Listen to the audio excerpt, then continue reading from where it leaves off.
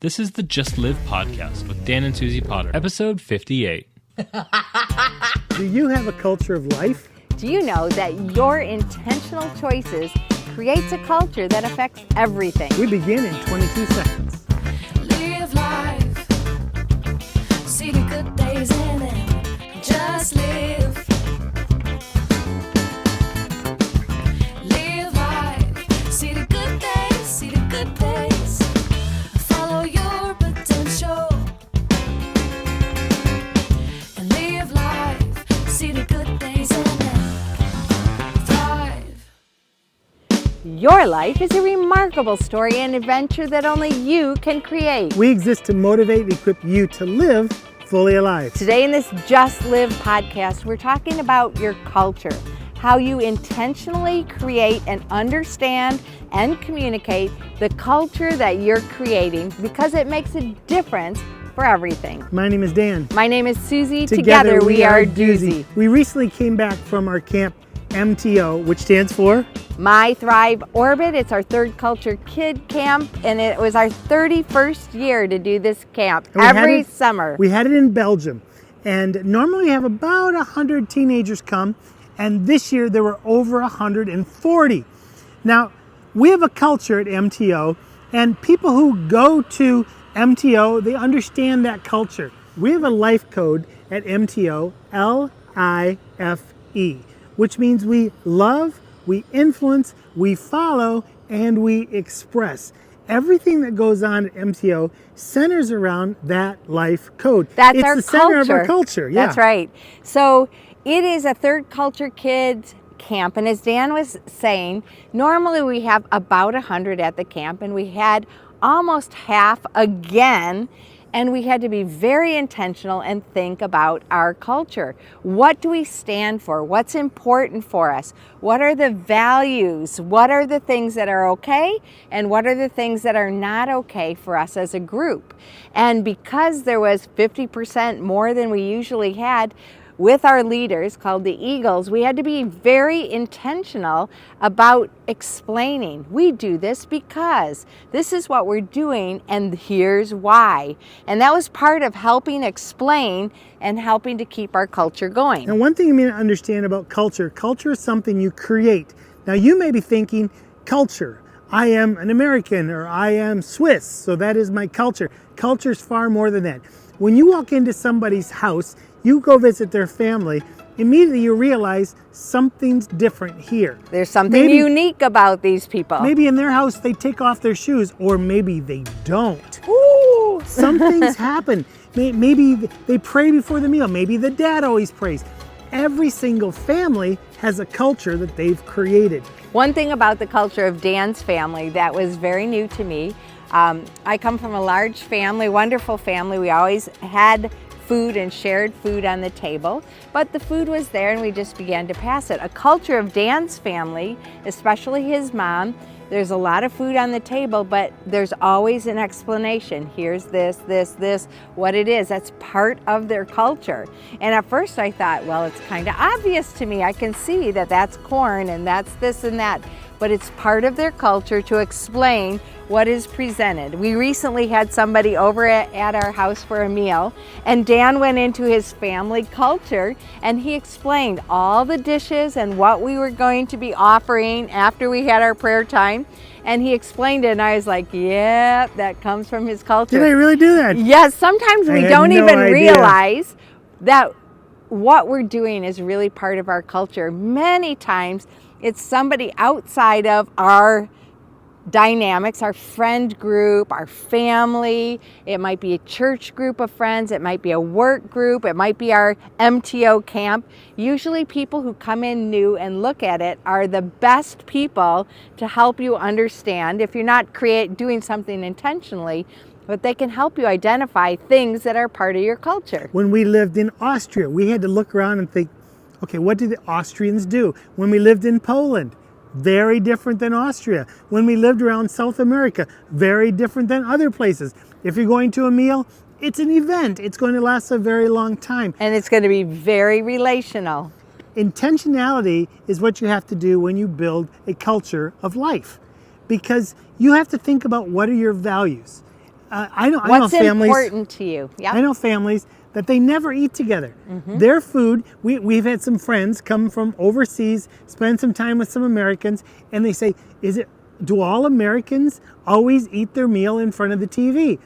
Well, that's the culture of some, but not all Americans, because every family has a different culture. Yep. In my family, you always eat at the table together. And in the family And eats in our together. dynamic as well. One of our cultures that we have, we love to be outside.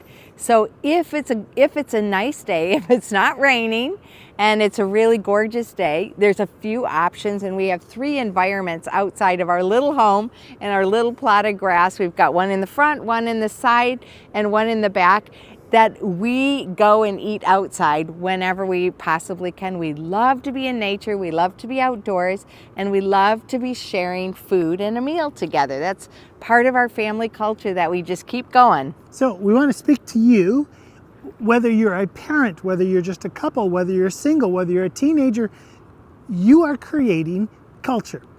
And you need to be intentional about that. You can create a culture of death, where people don't feel comfortable, or you can create a culture of life where the conversation is always put-ups. I've been in families where you sit around and everyone's putting each other down. Yeah. Ha ha ha, that's funny. I don't find it very funny. It's not part of my culture. In our family, when our boys were growing up, we had a culture of put-ups. So we had sometimes... When their friends would come over, we would say, oh, by the way, remember, in our family, in our home, put-ups only are allowed. And we sometimes had 150 teenagers a week through our house. We love that. Put-ups only.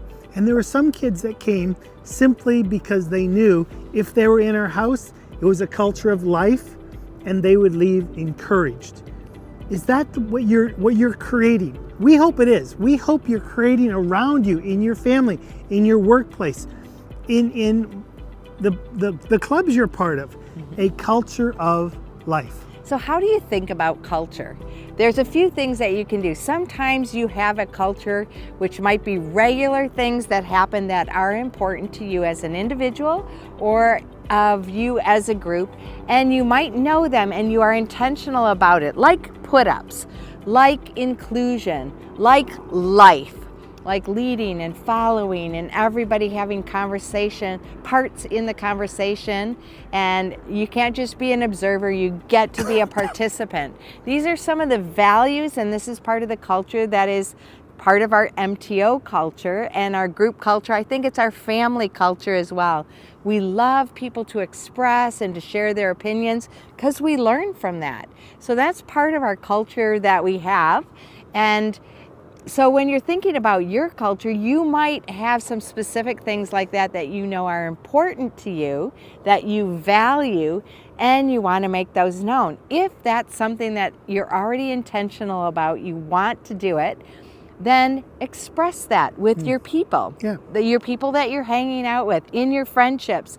If you have a friend group and you do this or that all the time, you can just offer it up if you want to be intentional. Hey, how about if every time we're together, we do this or we say this? We have some new neighbors, and we've been developing culture as neighbors. And one of our neighbors loves deep questions, but she can't think of them all the time. So she recently bought this card deck of questions, get to know each other questions. They're great. And so whenever we're together, we get to pick a few of those cards and choose a topic, a question that we want the whole group to discuss. And it's really fun to take it deeper through questions and through telling stories and sharing things that are important to us. And that is becoming a part of our culture of our neighborhood friend group. So I would challenge you to think about a place in your life that you want to build culture. You want to create it. Maybe it's your church. Every church has a culture. That's right. It's incredible Your when you small come in group. if you've only ever gone to that church, you have no idea what your culture is. But there are some churches, there are some offices, there are some places, stores that you go in and they're friendly. Wonderful. But there are other places you go in and they're offering friendship. Yeah. Unbeatable. There's a big difference. If you go into a place that's just offering friendship, or that is offering friendship, You know you're going to go to someone's house and have a meal. They're going to You're call gonna you. get together There's somehow. a connection because they want you in their life. But a friendly church or a friendly organization or the shop down the street that's friendly, they know your name, how you doing. They're going to ask you the same question they've asked you for the last 10 years because they're just being How you doing? friendly. So what we're doing here today in this podcast, to just live, is to be intentional, to create your culture. And may it be a culture of life. So I hope this has sparked some thoughts for you of how to be intentional in your culture and developing culture as a couple, in a friend group, in your small group, in your church, in any group that you're a part of, maybe even work. If you want some help processing this idea of culture, please feel free to get a hold of us. We invite you to go to our website, duzie.com, that's duzie.com, and click on the tab, connect with us, and there's lots of ways. You can go by email, WhatsApp is the best. However you want to That's our contact culture. us, then go ahead and do that, and we would love to have some further chats. Also, if you have any subjects that you would like us to address in future Just Live podcasts, put that in there as well in any way that you're connected with us. May you live fully alive as you love your life, your world, and your God. My name's Dan. My name is Susie. Together we are Doozy. Live fully. And love fully. Thank you so much for joining us for this Just Live podcast. See you next week.